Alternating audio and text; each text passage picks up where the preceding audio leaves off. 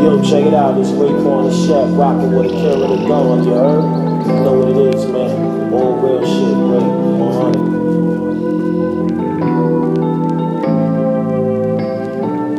100. So you see, there's something going on. This web may be looked at as pattern, and the world is basically patterning. What else do you do when you come to think of it? What else do you do when you come to think of it? When you eat, you are turning food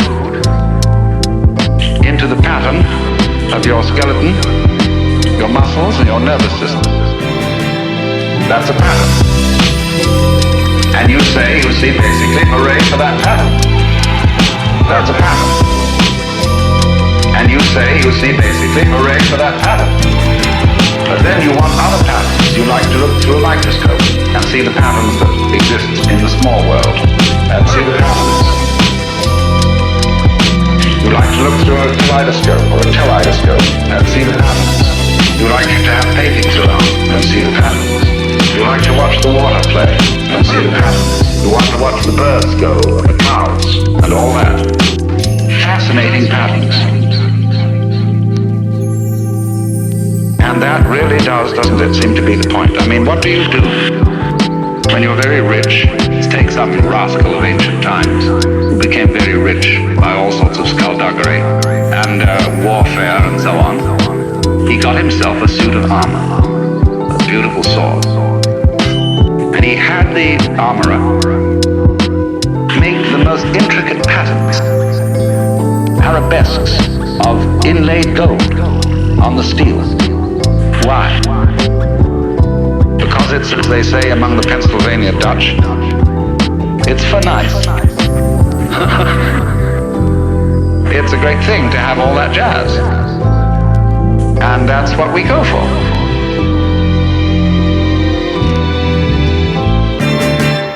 That's a pattern. And you say, you see basically hooray for that pattern. That's a pattern. And you say, you see basically hooray for that pattern. But then you want other patterns. You like to look through a microscope and see the patterns that exist in the small world and see the patterns. You like to look through a kaleidoscope or a teleidoscope and see the patterns. You like to have paintings around and see the patterns. You like to watch the water play and see the patterns. You want to watch the birds go and the clouds and all that. Fascinating patterns. Perfect. Who's your favorite artist? His name is Alan Watts. Do you know him?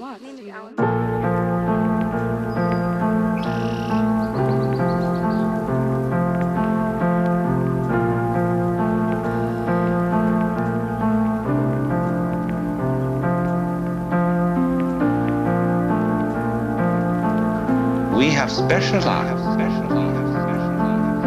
in a certain kind of awareness that makes us neglectful. You see, we specialize in more or less briefly concentrated, pinpoint attention.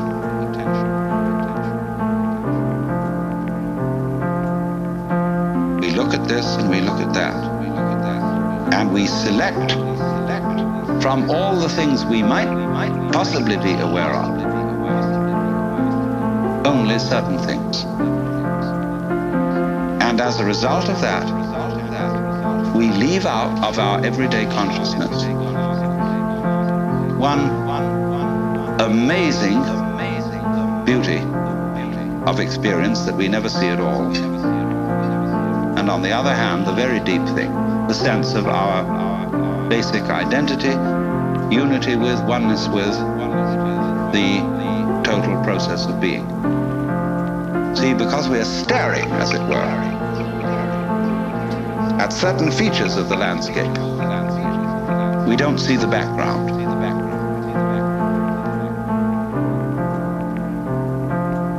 And because we get fascinated with, I could go into details of this shell, as I said, and put myself in the mind of a conch or whatever it is that lives in this thing. and say, it's not so hot, that one. Like that, see? And so I wouldn't see the whole thing.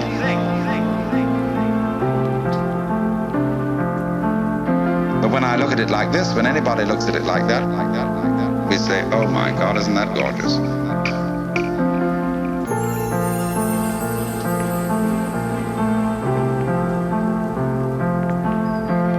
Oh my God, isn't that gorgeous?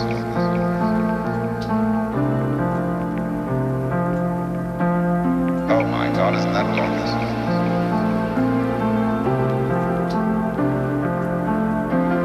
Oh my God, isn't that gorgeous?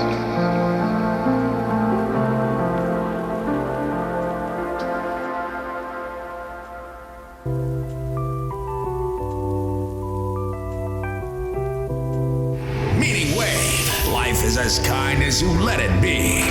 To get into the unitive world, underneath, underlying, and supporting the everyday practical world, there have to be certain alterations in one's common sense.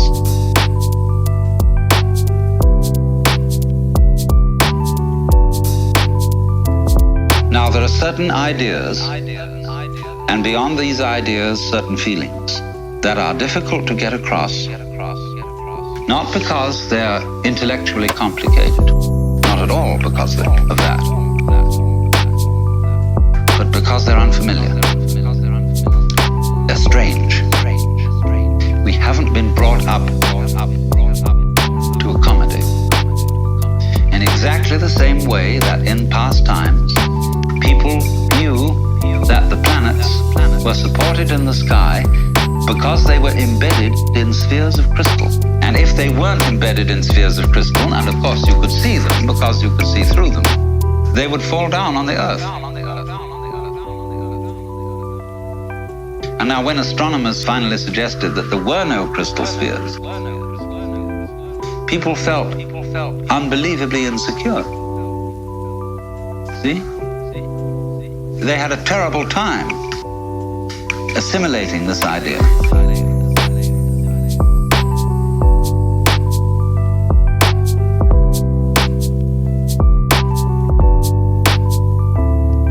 Now, do you see what it involves?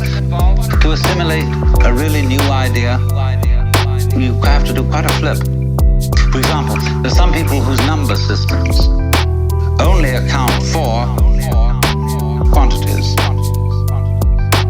1, 2, 3, many. So they don't have any concept of 4 corners to a table. See, a table has many corners, and a pile of pebbles is, in that sense, equivalent in manyness to the 4 corners of a table. Now they have difficulty, you see, in beginning to assimilate the idea of counting through and numbering all those corners or all those pebbles. But we've done that. And so to us that is perfectly simple. But imagine the kind of mentality, the kind of person to whom that is not simple at all. And now in exactly the same way, there is here what I'm trying to explain. A new idea that most people don't assimilate. And that is the idea of the total interdependence of everything in the world.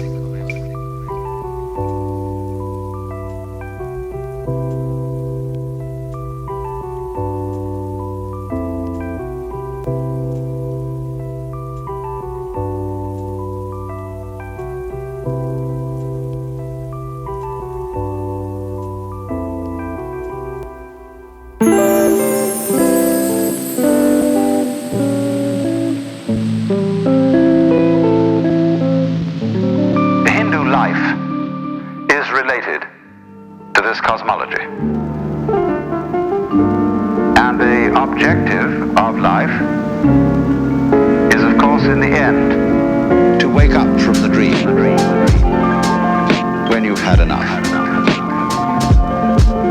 And so the dreaming process is called sometimes samsara.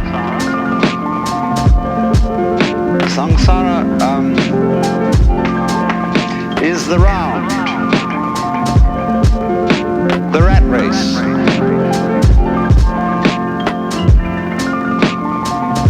Samsara is divided into 6 divisions.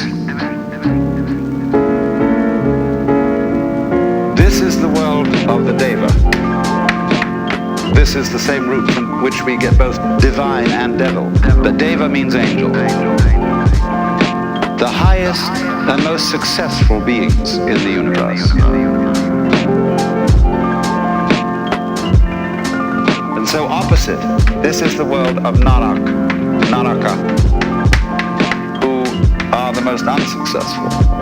These are the purgatorial worlds of extreme suffering. This is the world of Ashura. They are also angels, but they're angry angels, representing the wrath potential of energy. This is the world of animals. This is the world of Preta, for which we have no English equivalent. They are hungry or frustrated spirits who have enormous stomachs but mouths only the size of needles, vast appetite and no means of fulfillment. And this is the Manu world, that is to say, the world of man. You don't have to take this literally. You could say, when you're extremely happy or ecstatic, you're here. When you are miserable, you're here. When you're dumb, you're here. When you're mad, you're here. When you're frustrated, you're here. But when you're more or less your normal, rational self, you're here. All life, through the period of the kalpas, goes grinding around this wheel. And if you go up, and you succeed, and you get to the top, you have to come down. They don't see success, in other words, in the world as a method of liberation, because it implies failure.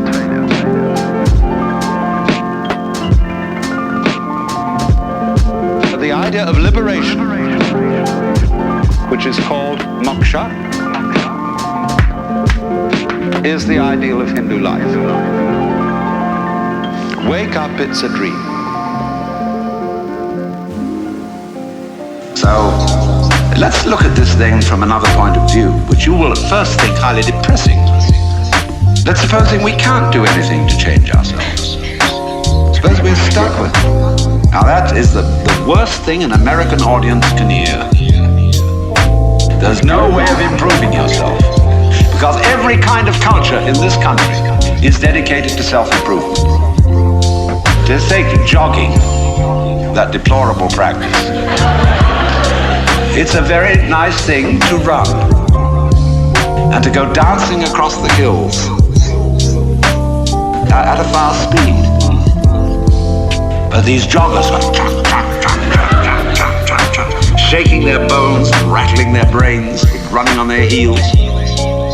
There's a grimness about it. It's determinedly good for you. Why do you go to school? The whole point of coming to school is that you're interested in something. You don't come to improve yourself. But the trouble is that the schools got the wrong idea. They gave people honors for learning. The reward for studying French should be the ability to speak French and enjoy reading French and having fun with French people. But when you get a degree for it, then the degree becomes the point in a game of one-upmanship. And of course, one-upmanship is the main business of the educational community today. You learn all the rules of how to be a good professor.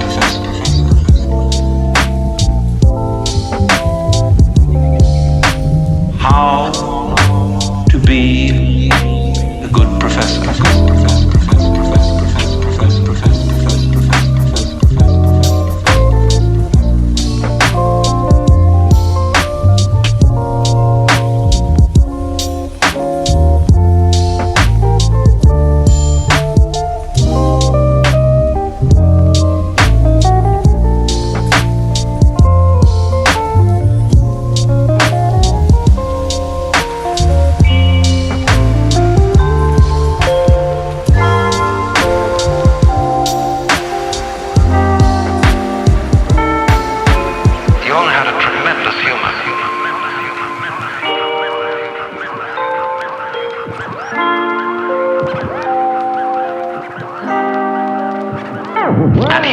that nobody can be completely honest.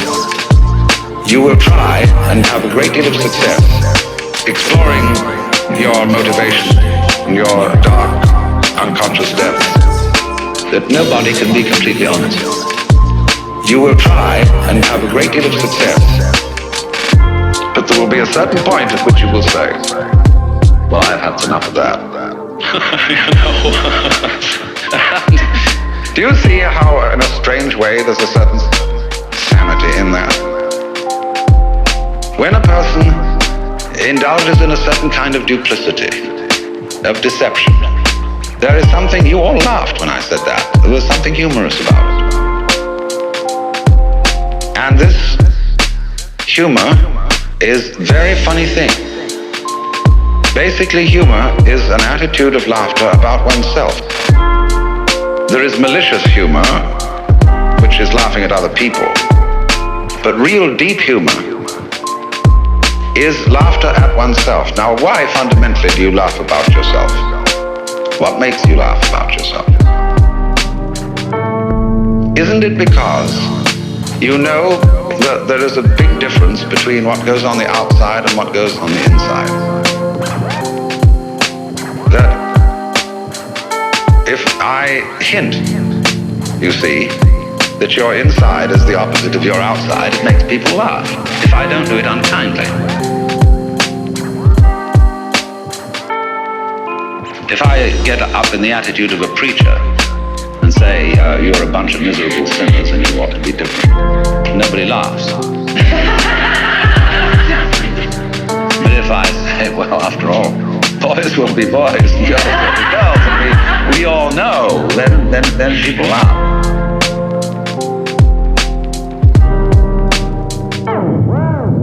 Nobody can be completely honest. You will try and have a great deal of success exploring your motivation, your dark, unconscious depths, that nobody can be completely honest. You will try and have a great deal of success, but there will be a certain point at which you will say, well, I've had enough of that. Now, you see, what's happening when we do that? Now, I passed you around a lot of embroidery to look at before we started. And I'm perfectly sure that you got the point. That there's a big difference between the front and the back. In some forms of embroidery, the back is very different from the front because people take shortcuts.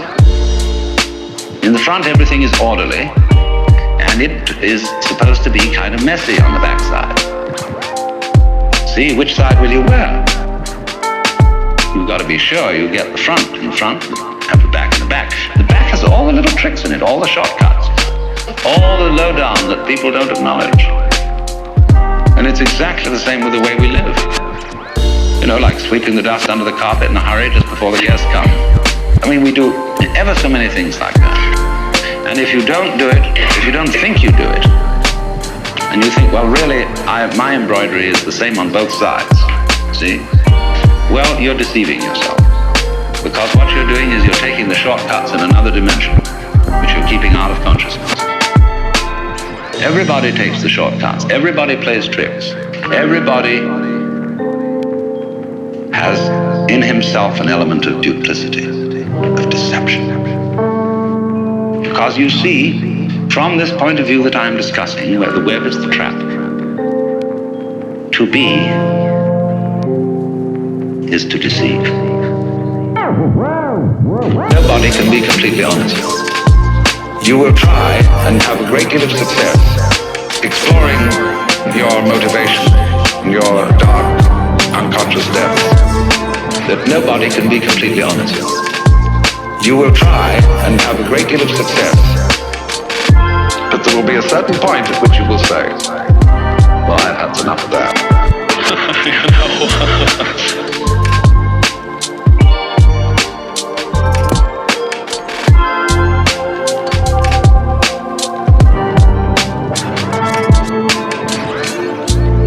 To be is to deceive.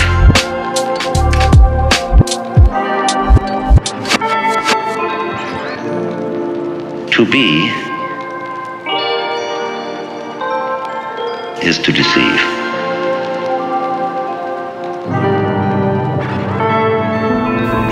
The Hindu divide life into certain stages, what are called the ashramas.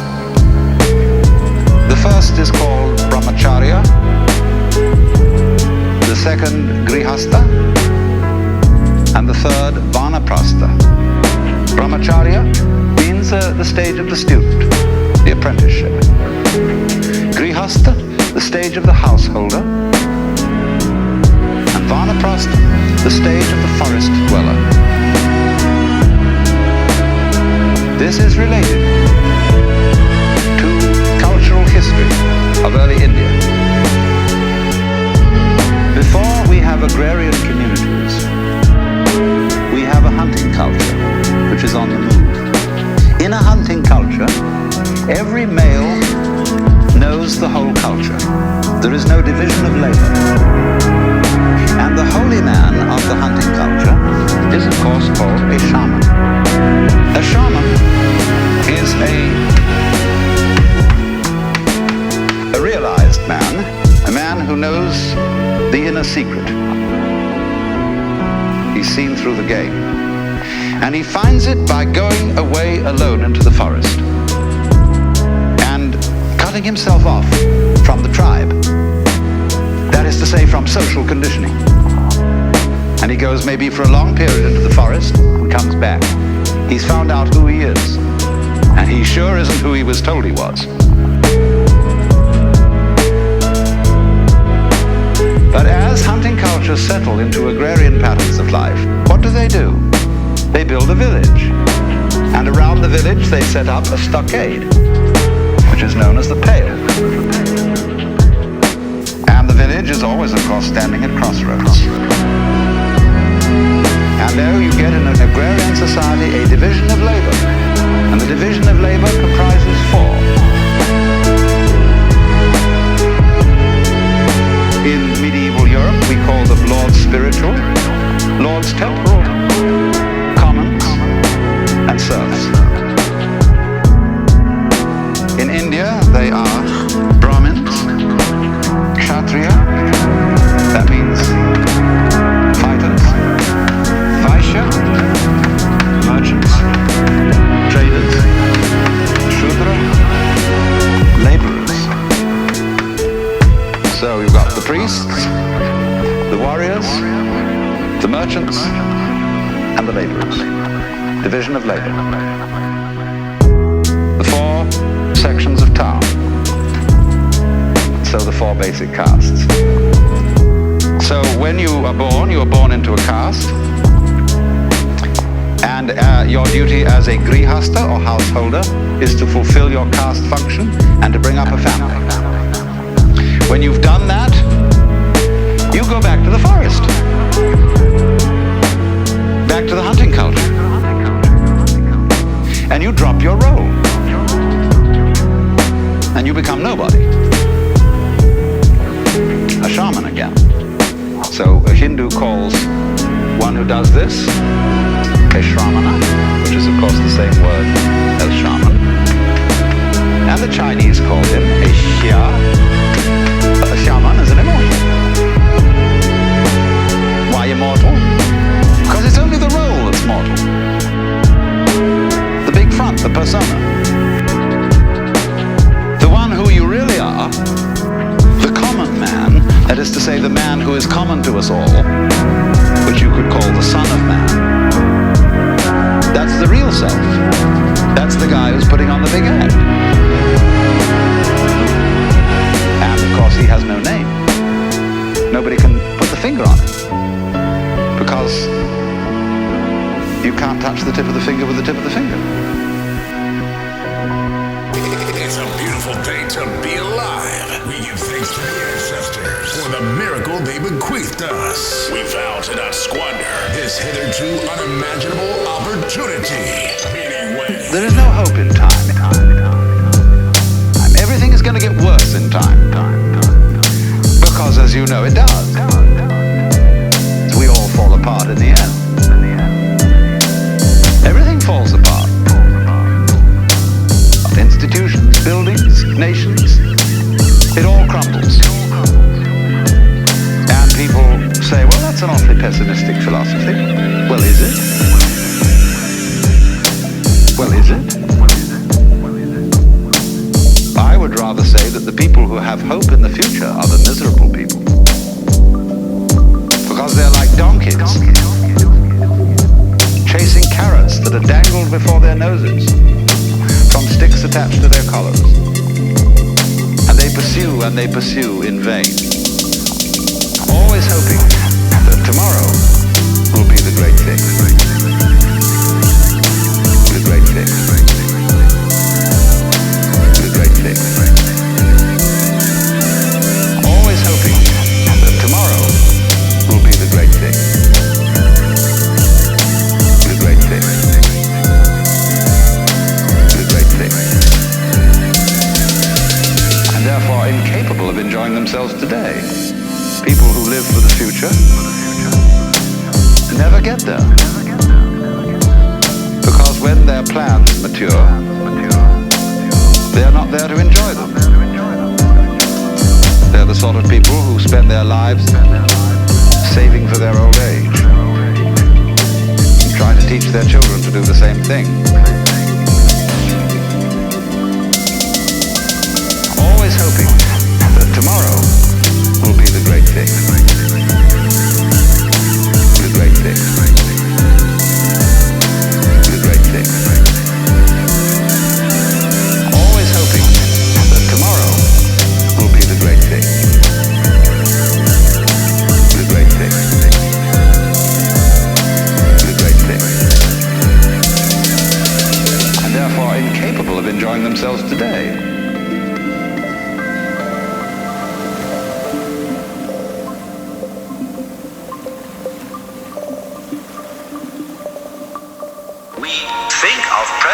Events as being caused by past events. And therefore, we tend to regard ourselves as the puppets of the past, as driven along by something that is always behind us. Now, to overcome this impression, it's very simple. You begin again with an experiment.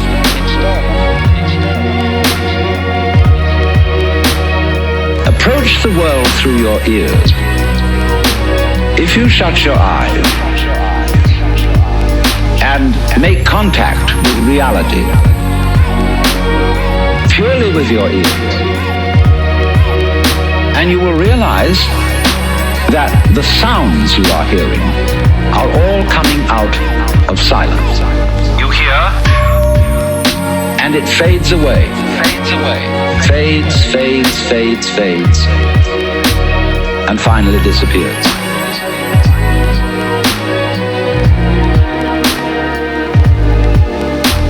It's a curious world, this, isn't it? Because you hear all the realities in it. The sounds, suddenly coming out of nothing. You don't see any reason for them to begin.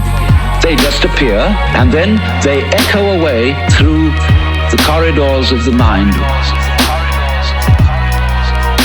which we call memory. Now, if you open your eyes, it's a little harder to see this with your eyes because, unlike sounds, the eyes sound static. Or rather, they look static. Everything looks still to your eyes. But you must understand, the world you are looking at, say when you look at a light, that light is vibrating. All material things are vibrations, and they are vibrating at you now in the same way as the sound is vibrating on your ears. In other words, the present world that you see is a vibration coming just as the sound comes out of silence. The light is coming out of space. It's coming out of nothing straight at you now and echoing away into the past.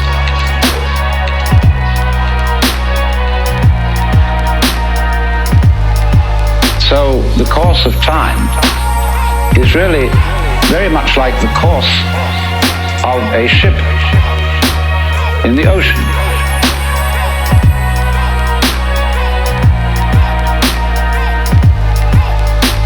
Because here's the ship, you see, and it leaves behind it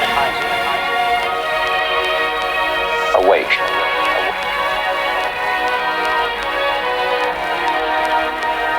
And the wake fades out, and that tells us where the ship has been, in just the same way as the past and our memory of the past tells us what we have done. But as we go back into the past, and we go back and back to prehistory, and we use all kinds of instruments and scientific methods for detecting what happened, we eventually reach a point where all record of the past fades away in just the same way as the wake of the ship.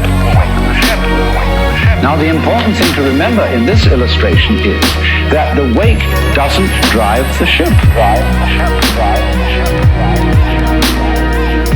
Any more than the tail wags the dog.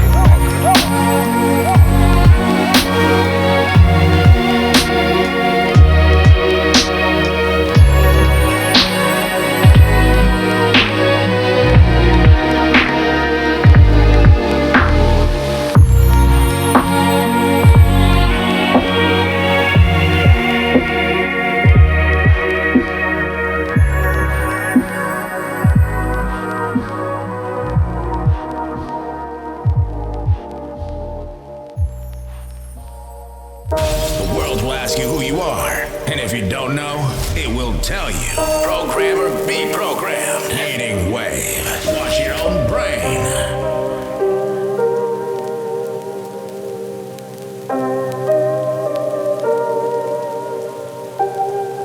We white Anglo-Saxon Protestants, British, German, American, have been on a rampage for the past 100 or more years to improve the world. To improve the world. We have given the benefits of our culture, our religion, our technology to everybody, except perhaps the Australian Aborigines.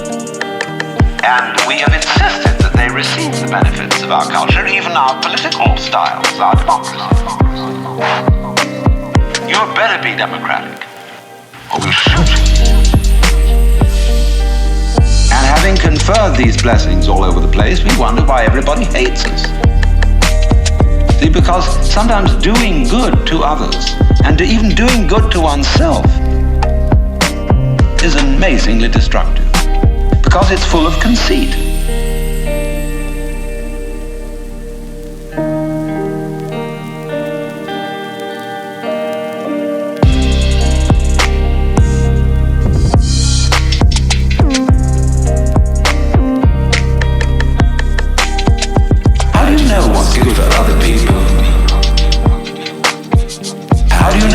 What's good for you? If you say you want to improve, you ought to know what's good for you. But obviously you don't, because if you did, you would be improved. How do you know what's good for other people? How do you know what's good for you? If you say you want to improve, you ought to know what's good for you. But obviously you don't, because if you did, you would be improved. So we don't know. It's like the problem of geneticists, which they face today. I went to a meeting of geneticists not so long ago where they gathered in a group of philosophers and theologians and said, now look here, we need help. We now are on the verge of figuring out how to breed any kind of human character we would want to have. We can give you saints, philosophers, scientists, great politicians, anything you want. Just tell us. What kind of human beings ought we to be? So, I said, how will those of us who are genetically unregenerate make up our minds what genetically generate people might be? Because because I'm afraid, very much, that our selection of virtues may not work. It may be like, for example, this new kind of high-yield grain, which is becoming ecologically destructive. When we interfere with the processes of nature and breed efficient plants and efficient animals, there's always some way in which we have to pay for it. And I can well see that eugenically produced human beings might be dreadful. We could have a plague of virtuous people. You realize that? Do you realize that? Any animal considered in itself is virtuous, does its thing, but in crowds they're awful. Like a crowd of ants or locusts on the rampage. They're all perfectly good animals, but it's just too much.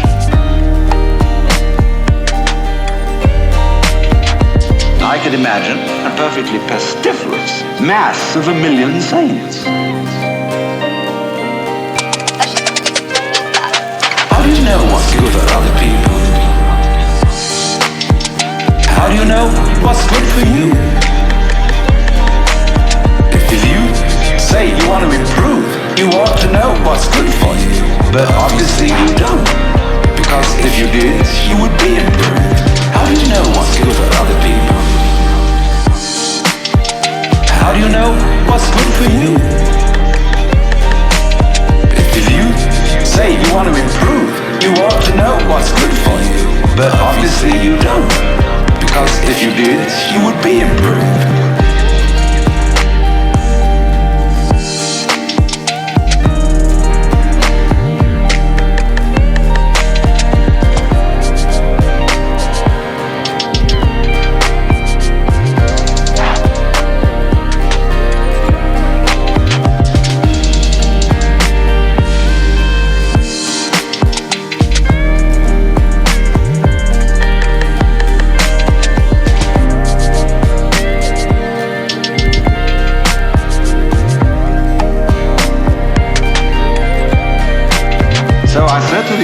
Look, there's the only thing you can do.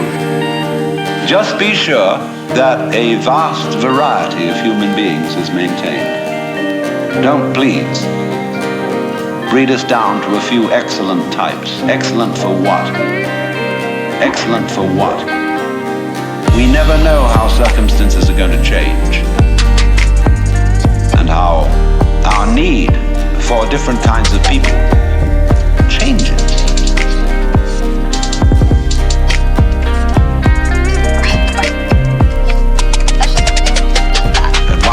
We may need very individualistic and aggressive people. At another time, we may need very cooperative, team-working people. At another time, we may need people who are full of interest in dexterous manipulation of the external world. At another time, we may need people who explore into their own psychology and are introspective. There is no knowing. The more varieties and the more skills we have, obviously, the better.